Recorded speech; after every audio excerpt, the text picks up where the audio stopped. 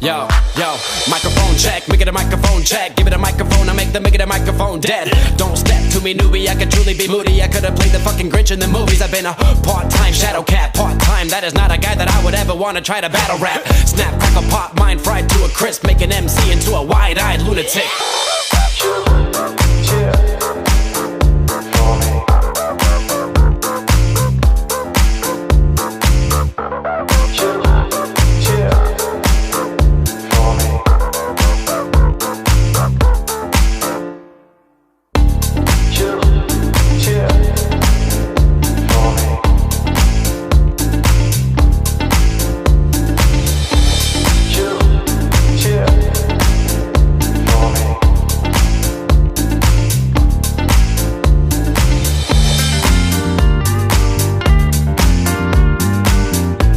Pues muy buenas tardes, amigos de México Libertario. Les damos la más cordial bienvenida a una nueva sesión de nuestros webinarios Más Innovación, Menos Regulación, el cual realizamos con el apoyo de la Red Latinoamericana de la Innovación. Somos Innovación. Muchas gracias por estar con nosotros y bueno, en esta ocasión queremos tratar otro tema de estos que tienen que ver con tecnología, innovación, su impacto en la vida cotidiana de las personas y cómo, bueno, pues a lo mejor no es necesario llegar a tanta regulación al momento de aplicarla y ver sus efectos de estas innovaciones en nuestra vida diaria. Para eso, bueno, nos pareció muy interesante este tema que está crecientemente escuchándose, que tiene que ver con ransomware. Ahorita nos va a explicar nuestro invitado, bueno, de qué se trata, por si alguien no sabe, porque entiendo que, bueno, para mucha gente es un tema también muy reciente. En tal sentido, invitamos a Víctor Ruiz. Víctor, bueno, pues es un instructor en materia de ciberseguridad, es columnista, escribe en una buena cantidad de medios de comunicación sobre temas de ciberseguridad y en temas relacionados, bueno, pues con la salvaguarda de la información y también con los aspectos geopolíticos de estos temas, ya lo verán ustedes. En principio, bueno, yo quisiera presentarles al instructor Víctor Ruiz para que él nos haga una pequeña exposición de, bueno, quién es, qué hace, y que me parece que es muy útil para que la gente lo conozca un poco más. Adelante, Víctor, muchas gracias por haber aceptado nuestra invitación. Muchas gracias a ustedes por la oportunidad, por el espacio. Pues bueno, como lo comentaban, yo soy Víctor Ruiz, soy instructor en ciberseguridad, soy fundador de una startup de ciberseguridad que se llama Silicon, y a través de esta startup, bueno, nosotros damos servicios de consultoría, de asesoría, pero también de capacitación y entrenamiento en temas de ciberseguridad para todo tipo de empresas de cualquier tamaño y también a usuarios finales. Entonces nosotros estamos enfocando a, por una parte, entrenarlos, a capacitarlos, pero también a proporcionarles información que pueda ser de utilidad con la finalidad de que se pueda entender de una mejor manera en qué consisten los ciberataques, las ciberamenazas y que pues podamos estar prevenidos y protegidos adecuadamente. Pues muchas gracias, tocayo. Bueno, pues en este caso quisiéramos tocar el tema de ransomware. ¿En qué consiste? Realmente es un término que para mucha gente es ajeno, aún escuchamos allí a lo lejos algunas consecuencias, algunos casos, pero creemos que esto, bueno, pues es cuestión de altísima tecnología, gobiernos, grandes empresas, espionaje, pero no medimos, no calibramos todavía su impacto en nuestra vida cotidiana. Si nos puedes explicar, pues, como se dice desde el principio, ¿cuál es esta modalidad? Sí, bueno, el ransomware es un tipo de ciberataque que ha crecido recientemente. Es muy fuerte porque en el ambiente del sector de ciberseguridad, de alguna forma es fácil de implementar y se obtienen los cibercriminales obtienen muy buenas ganancias de este tipo de ciberataques. No es tan complicado de ejecutar y al mismo tiempo pueden obtener información, datos, dinero, información de cuentas bancarias, entre muchos otros datos e información. Pero, ¿cómo opera? El grupo cibercriminal desarrolla un tipo de malware, un tipo de virus informático, por así llamarle, que lo instala en un sistema, en una red, a través de un correo, por ejemplo, fraudulento, malicioso, en donde engaña a un usuario para que haga clic en algún enlace o descargue algún tipo de archivo. Y una vez que el malware se instala dentro de la red, dentro de la infraestructura de las empresas, se aloja ahí y empieza a cifrar. Esto es toda la información que encuentra, carpetas, archivos, documentos, los empieza a cifrar. Esto quiere decir que ya el usuario, el dueño de esta información ya no la puede leer, sino que ya la encuentra cuando quiere tener acceso a ella, la encuentra pues ilegible. Entonces el atacante le manda un mensaje a la víctima pidiéndole un rescate para que le pueda liberar, descifrar estos documentos. Le pide una cantidad, muchas veces esta cantidad la piden a través de bitcoins para que no, o bueno, de criptomonedas también, para que no puedan ser rastreados. Entonces, la víctima se ve obligada a pagar el rescate para poder recuperar su información. Y en la mayoría de los casos, o bueno, en una gran parte de estos casos, las víctimas, las organizaciones, sí tienden a pagar los rescates, que es algo que nosotros no recomendamos, porque al tratarse del crimen organizado, bueno, o del cibercrimen organizado, puede no tener, pues, digamos, palabra de honor, y podría ser que también en algunos casos se ha dado que ellos, aunque paguen el rescate, puedan no recuperar su información. Y entonces el ciberatacante, además de que obtiene este control sobre la víctima, lo obliga o de alguna forma lo presiona también a que pueda pagar el rescate, diciéndole que va a filtrar su información. Y una vez que se filtra esta información que han obtenido de la organización, puede estar disponible a la venta en dark web, por ejemplo, en foros clandestinos, en redes de ciberatacantes, de cibercriminales que puedan aprovechar esta información pues para hacer otro tipo de ciberataques. Pero sí, en principio es un malware que se instala en una organización, cifra toda la información y se ve obligada la víctima a pagar un rescate que le exige el ciberataque. Yo leía un artículo tuyo en donde hablabas precisamente, bueno, de esta modalidad como una amenaza a la seguridad nacional por las implicaciones sobre infraestructura crítica que los gobiernos pues tienen que administrar, así sean puesto ellos como administradores de esta infraestructura. Bien, Sí. En tal sentido, yo te quisiera preguntar, este tipo de modalidad de chantaje, como queramos verlo, de secuestro de información, Uh-huh. afecta más a los gobiernos, a las organizaciones privadas, a las empresas privadas, a los individuos. ¿Cuáles son los blancos más frecuentes de este tipo de chantaje o secuestro?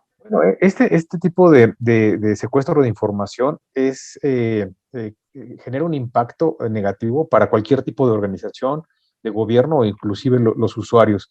Es un impacto muy fuerte porque, por ejemplo, en el caso de las empresas, les roban información, les pueden descargar todavía archivos maliciosos para otro tipo de ciberataques, pero también esto hace que la operación de las empresas se detenga, y muchas de las empresas no pueden pues detener sus operaciones debido a que pues pierden clientes, pierden cuentas, pierden ingresos.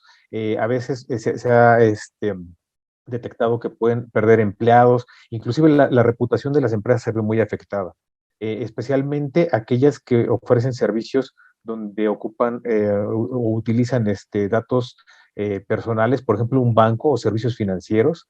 Si de repente hay un ataque a este tipo de empresas y no responden a tiempo, pues el usuario se siente totalmente desprotegido, inclusive le podrían robar su dinero también.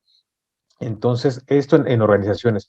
Pero, por ejemplo, en gobierno también es muy importante porque si, por ejemplo, el ciberatacante logra cifrar la información de un portal ciudadano o de muchos servicios que se le dan a la población, ¿qué pasa, por ejemplo, si se ve afectada la Secretaría de Educación Pública, México? Pues que a lo mejor las personas no pueden realizar trámites educativos, su historial académico pues está en riesgo, a lo mejor querían obtener algún documento para poder hacer alguna maestría o inscribirse a la preparatoria o inclusive no preescolar, primaria, y podrían no tener acceso a estos documentos y sin saber cuándo podrían estar disponibles. En el caso de la Secretaría de Hacienda, bueno, todo el tema de impuestos, de ingresos que se pudieran ver afectados, la Secretaría de Comunicaciones y Transportes que no pudiera emitir pasaportes. Entonces, son daños muy fuertes, tanto a las instituciones como a la población en general. Y en el caso de infraestructura crítica es también muy delicado porque si, y lo saben los ciberatacantes, porque si atacan, por ejemplo, en México, ¿no? La Comisión Federal de Electricidad y logran hacer que esté inoperable y que no haya luz en muchas de las regiones de México, pues prácticamente es algo que puede llevar a consecuencias muy malas, ¿no? Para la ciudadanía. Otra cosa que puedan atacar, por ejemplo, y que ya han atacado en otros países, es, por ejemplo, infraestructura crítica del agua, por ejemplo, agua potable, que pudieran cerrar las plantas o que las pudieran dejar sin operación y que no pudiera surtir agua potable a ninguna población, energía, alimentos, todos estos tipos de servicios que puedan ser vitales para una comunidad, para una región y que pudieran verse afectados también. Y en el caso de los usuarios finales, pues bueno, como usuarios están expuestos a que ellos pues tienen su información dentro de estas organizaciones, pueden ser afectados, por ejemplo, en el sector salud, en donde a lo mejor quieren descargar su historial clínico para una operación, por ejemplo. Hubo un caso hace algunos meses, me parece que hace algunos años ya, de una situación que se presentó en un hospital de Alemania, en donde murió una persona, una mujer, se registró como la primera víctima mortal que sucedía por un ataque de ransomware. Un grupo cibercriminal atacó un hospital, lo dejó sin operaciones y esta persona que iba a ser operada, esta mujer, no pudo ser trasladada a tiempo y se murió. Entonces, si bien pues hasta ahora estábamos hablando de que veían afectados los datos personales, la información de la gente, pues esto puede repercutir en daños mayores e inclusive, ¿no? Pues llevar al fallecimiento de las personas, ¿no? Entonces, sí es una situación muy grave, los ciberatacantes lo saben y logran, hacen una investigación previa de qué organizaciones pueden atacar y las atacan y saben por dónde presionarlas para que paguen los rescates. Pero precisamente cuando se trata de infraestructura crítica o de algún servicio básico para la población, pues los gobiernos o las empresas se ven muy presionadas para poder dar este tipo de rescates. Bien, bien. En tu artículo, Víctor, hablabas de una serie de recomendaciones que, bueno, organizaciones, individuos deben de implementar para tratar de minimizar el riesgo de este tipo de ataques. ¿Nos podrías hablar un poco de estas recomendaciones que das? Sí. Bueno, aquí nosotros nos gusta dividirlas en dos, en las técnicas o las que tienen que ver con tecnología y las que son de recurso humano. En cuanto a las técnicas, lo más importante en principio es tener un listado para, ya sea gobierno o empresas privadas, tener un listado de todos los activos que tienen tecnológicos. Esto es, qué computadoras tienen, qué impresoras tienen, qué firewalls, qué sistemas de antivirus avanzado, etcétera. Toda la tecnología que la tengan bien identificada, bien monitoreada, porque muchos de estos equipos están desactualizados y por ahí es un vector de ataque que pueden utilizar los ciberatacantes para entrar a la compañía. Otras veces sucede también que estos o muchos de los equipos no tienen los parches de seguridad que les envían los mismos fabricantes de los equipos. Entonces es muy importante sí tener un listado de todos estos activos, ver cuáles están actualizados, cuáles necesitan parches de seguridad, cuáles necesitan ser retirados ya de la operación de la empresa. Parece obvio, pero no lo es tanto. A lo mejor una pequeña y mediana empresa puede tener un listado de unos 15, 20 dispositivos, por decir algo. Pero una empresa grande a lo mejor tiene 5,000 equipos y no tiene muchas veces el control o el conocimiento del estatus de cada uno de ellos. Entonces, en principio, en lo tecnológico, sí tener un listado de estos equipos y estarlos monitoreando constantemente. Otra cuestión tecnológica es, y parece obvio porque también se ha mencionado en muchos foros y en muchos, eh, pues, digamos, en entrevistas, en medios de comunicación, que es muy importante tener el respaldo de la información. Yo sé que muchas veces da flojera o a lo mejor es costoso también para las empresas estar respaldando toda esta información de forma diaria o de forma continua, pero sí se recomienda mucho hacerlo.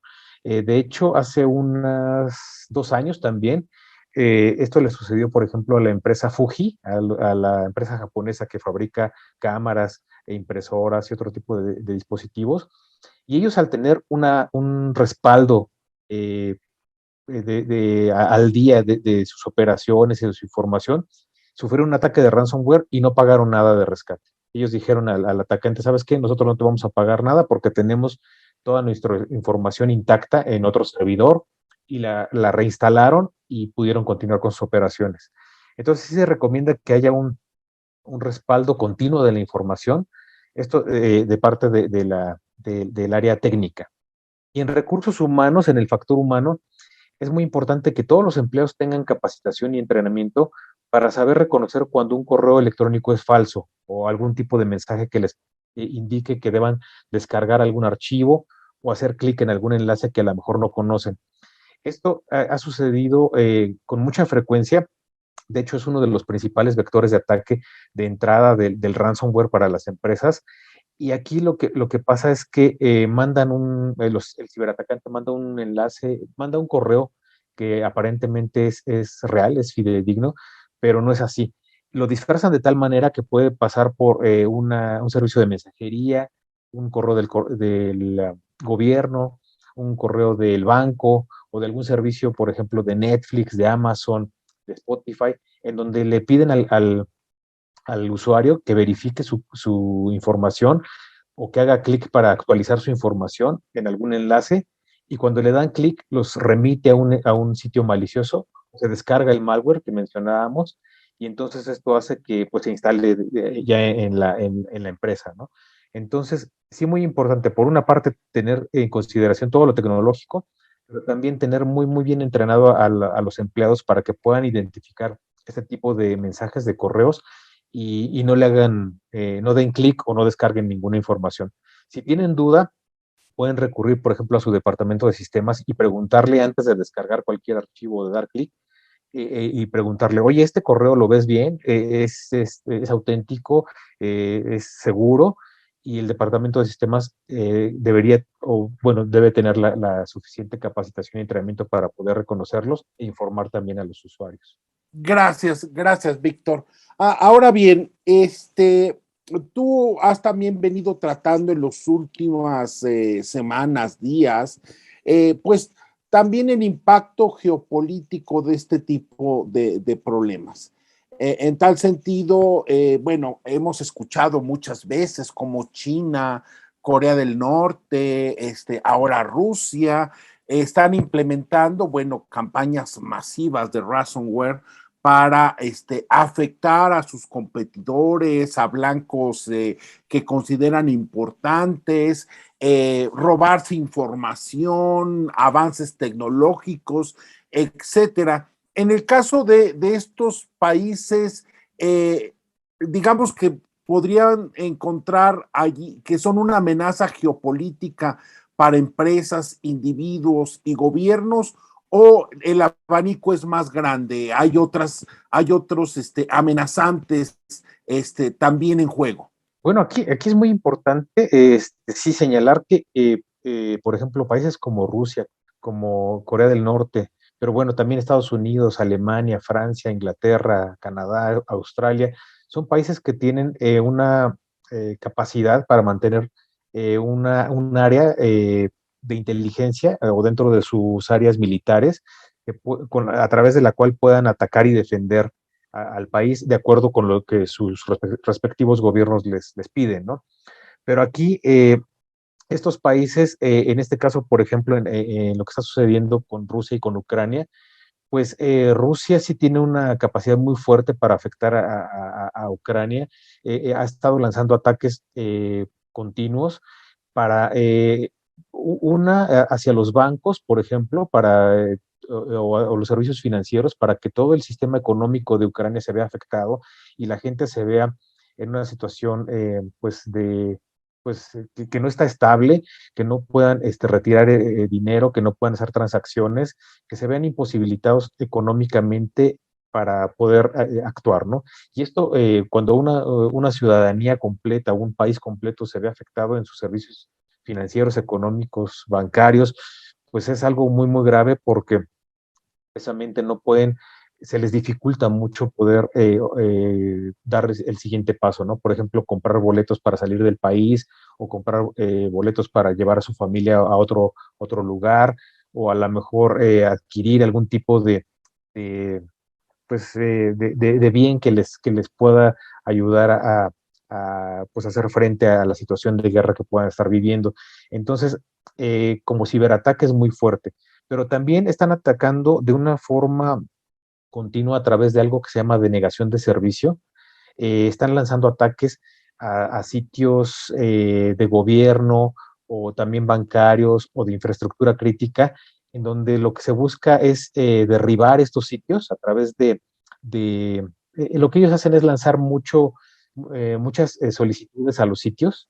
Un sitio, digamos, tiene una capacidad, dependiendo de cómo esté constituido y configurado, para recibir determinado tipo de solicitudes. Entonces, si se meten 100, por decir algo, 100 personas al sitio, no pasa nada porque lo tiene perfecto. Pero si se meten 100 millones al mismo tiempo, lo pueden derribar, pueden tirar estos sitios. Entonces, es lo que se busca a través de estos ataques, lanzar millones y millones de peticiones y de solicitudes hacia los sitios para que no estén disponibles, para que estén, para que se caigan precisamente, pero muchos de estos son servicios que,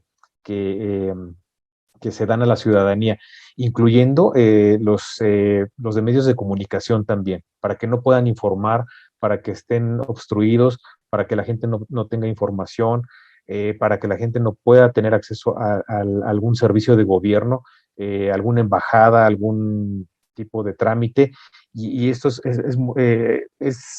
prácticamente pues un freno a la población para que pueda seguir pues operativa, ¿no? Esto lo aprovechan mucho desde el lado del lado militar, porque pues la gente no sabe, hay mucha incertidumbre, ¿no? Y hay mucho desconocimiento, no hay información suficiente, entonces es más fácil para un gobierno extranjero llegar con tanques, con la carga militar y poder pues tomar control de los sistemas de un país, ¿no? Pero sí es complejo. Hay inclusive algunos especialistas de ciberseguridad de otros países y de la Unión Europea que están tratando de ayudar a la gente de Ucrania para que mantengan sus sitios operativos, pero sí es una situación muy compleja. Ahora bien, parece que esto fue precisamente lo que hicieron los rusos como una estrategia antes de entrar militarmente al país, ¿no? Es decir, tratar de inutilizar al gobierno, a las empresas ucranianas, y ya después, como sucedió hace unos días, entrar militarmente a sangre y fuego al país. Digamos que esta sería estos nuevos escenarios de guerra, de los cuales veníamos hablando desde hace mucho. Yo recuerdo desde la guerra de Irak, perdón, desde Kuwait, que se venía hablando de estas nuevas estrategias militares. Bueno, las estamos viendo ya muchísimo más adelantadas en este momento. Podríamos decir que este es el escenario crítico del nuevo desorden mundial, Víctor? Pues es una forma de ataque que los gobiernos o al ejército que esté atacando le facilita mucho las operaciones en los países que está atacando, ¿no? La verdad es que sí, exactamente, si se ve todo inutilizado dentro de un país, ellos pueden tomar el control muy, muy rápido y es relativamente digamos, sencillo, ¿no? Porque ya el despliegue de tropas, ya el despliegue de misiles, el despliegue de armamentos, de portaaviones, todo eso requiere de mucha logística, de mucha infraestructura, pero los ataques cibernéticos, pues los pueden estar haciendo prácticamente desde un salón conectado a sus redes, a internet, a redes privadas virtuales, y desde ahí estar haciendo los ataques. No, sí se requiere de cierta infraestructura, pero los gobiernos mismos, cuando tienen estas áreas de ciberatacantes, ciberdefensores, pues suelen invertir en herramientas de hacking, en herramientas de ataque, y tienen herramientas muy, muy sofisticadas que para ellos no representa una logística muy, muy grande. Entonces las pueden desplegar rápidamente, les sirven para inutilizar al enemigo y ya con eso pueden lanzar un ataque más fuerte. De hecho, yo creo que los ataques o los ciberataques les han ayudado precisamente a hacer todavía ataques más quirúrgicos, todavía más específicos y que además no tengan que desplegar eh, eh, grandes cantidades de armamento o de tanques o de aviones como lo hacían antes, ¿no? Esto es, si de repente ellos ven que una parte del gobierno ya está inutilizada, a lo mejor no es necesario ir y bombardearla, ¿no? A lo mejor ya nada más pueden llegar a tomar el control del edificio. Si es un banco, a lo mejor tampoco no necesitan destruirlo. Un medio de comunicación, con que esté, sí, con que ya no esté operativo, con que ya no pueda emitir mensajes ni recibir mensajes, para ellos puede ser suficiente y no despliegan tantos recursos. Bien, bien, Víctor. Ahora bien, ya estamos por finalizar. Yo solamente quisiera, bueno, que nos ayudes a entender de quién es la responsabilidad de resolver este tipo de problemas. Por lo que yo entiendo, bueno, nosotros como individuos, las empresas son las primeras responsables en el sentido de que deben de respaldar su información, deben de reducir vulnerabilidades antes de andar pidiendo, pues, no sé, por ejemplo, que el gobierno se haga cargo de Internet o que emita leyes sin freno para detener el ransomware. Coméntame, ¿cuál es la principal responsabilidad? ¿Se resuelve con un gobierno proactivo que de pronto empiece allí a poner muchos obstáculos en la red o se puede reducir con una mayor responsabilidad de empresas e individuos? ¿Cuál es tu perspectiva de esto? Bueno, aquí sí creo yo que la mejor manera de resolverlo o de al menos dar los primeros pasos para resolverlo, sí debe ser una acción conjunta del gobierno con empresas y otro tipo de organizaciones, ¿no? Como centros de investigación, por ejemplo.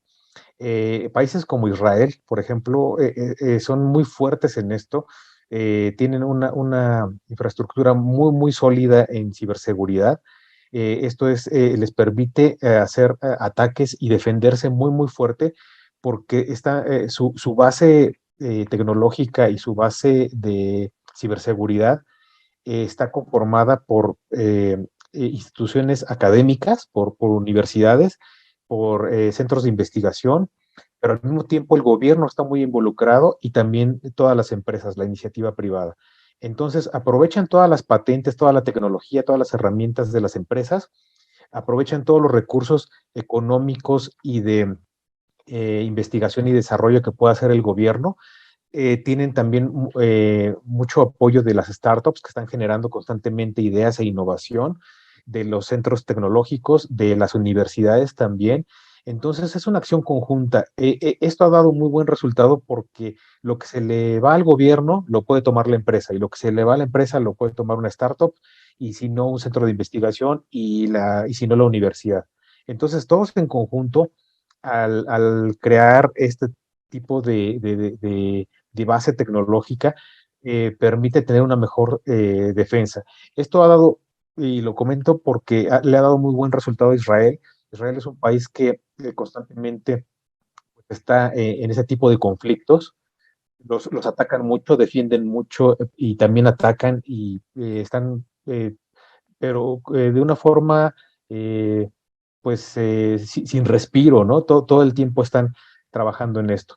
Entonces, este tipo de apoyo que reciben de su propio gobierno, de las empresas, de universidades, de startups, de centros de desarrollo, es de mucha utilidad porque ellos están generando constantemente nuevas herramientas para defenderse e inclusive para atacar. Pero sí es la sugerencia que se hace que se pueda implementar todo este tipo de desarrollo a través del gobierno y de empresas dentro de un país. Es muy difícil que el gobierno lo pueda resolver solo, muy difícil que las empresas también puedan hacerse cargo por sí mismas. Las universidades, los centros académicos, también es muy complicado que solos lo puedan resolver. Entonces es una acción conjunta y es una acción que se recomienda mucho. Sé que es difícil porque lo primero que tendríamos que hacer es ponernos de acuerdo y tener un organismo que pudiera coordinar todas estas actividades, pero la verdad es que sí se necesita y si no lo hacemos pronto, pues vamos a seguir sufriendo como país, ¿no?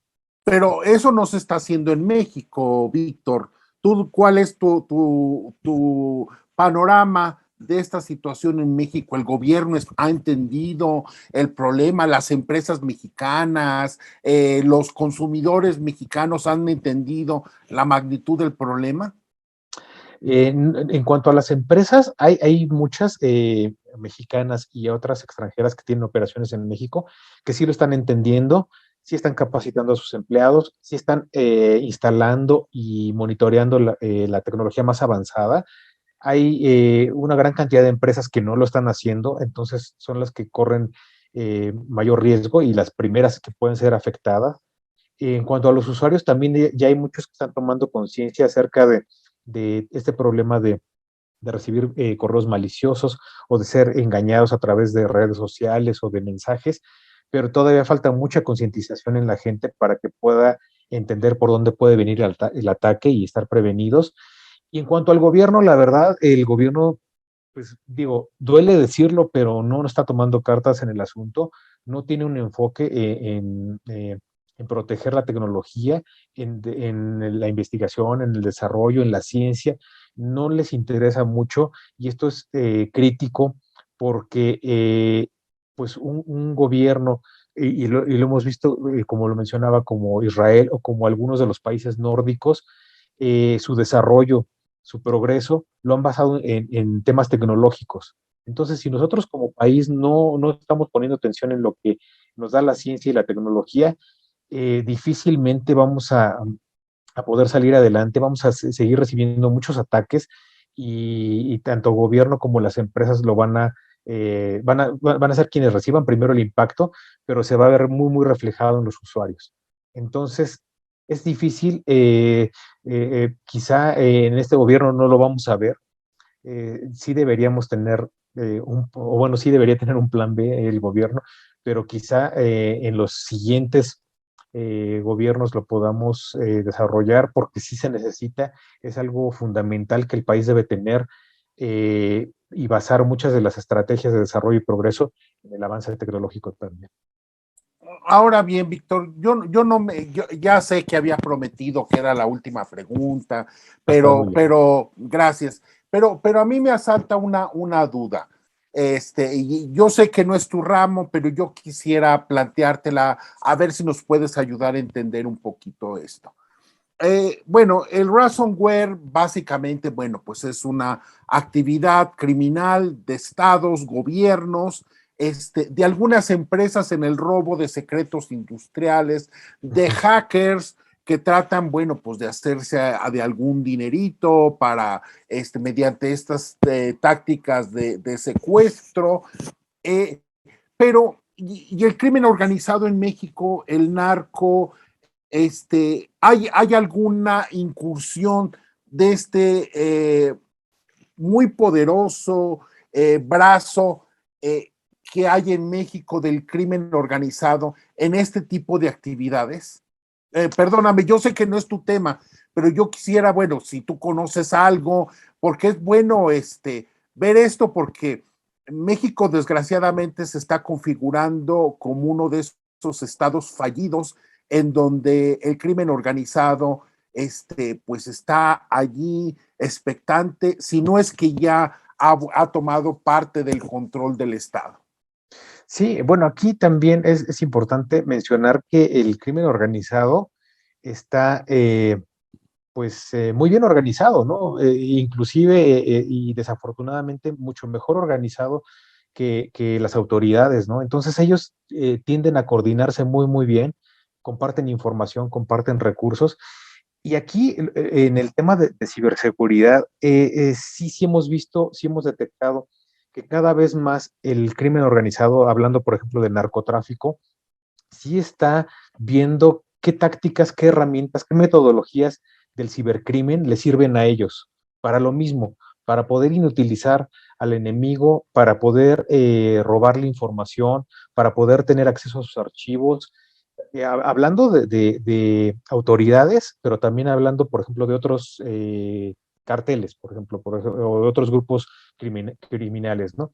Entonces, también ellos como narcotraficantes están viendo que el tener un área que pueda ayudarles, un área de ciberatacantes que les pueda ayudar a precisamente obtener esta información o servicios de inteligencia o archivos, les está haciendo de mucha utilidad porque también le representa colocar a lo mejor un centro de datos, algún centro de cómputo donde pueden estar sus ciberatacantes y que no requiere de toda la logística que también ellos tradicionalmente utilizan, ¿no?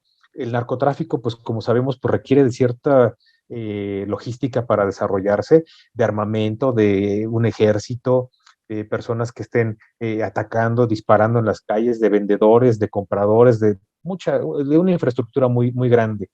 Pero el cibercrimen les permite tener ciberatacantes en diferentes lugares del mundo pueden estar ayudando precisamente a lanzar ataques para mantener al enemigo, pues, o inutilizar al enemigo, sea quien sea, con ello, pues poder realizar sus transacciones o sus operaciones de una forma más fácil.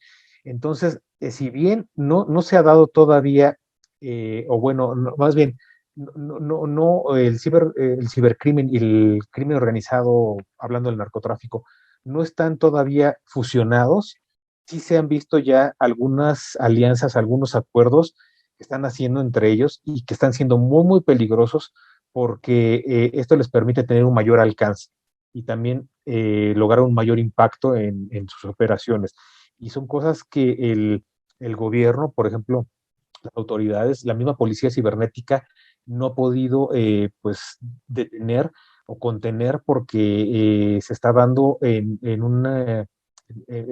en mayores cantidades y sobrepasa la capacidad que pueda tener una policía cibernética o una autoridad. Bien, pues fascinante tema. Yo creo que da todavía para mucho.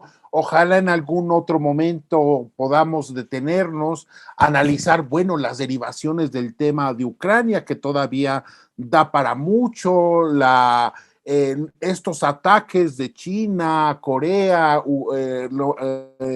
Rusia, para dominar a sus vecinos y a sus competidores comerciales. Y claro, esta derivación del crimen organizado en México y el mundo. En fin, son temas fascinantes y ojalá haya una segunda oportunidad después de acudir contigo. Víctor, yo te agradezco mucho realmente tu tiempo, la disposición de hacer esta entrevista y bueno, pues la generosidad de tu tiempo y de toda tu experiencia.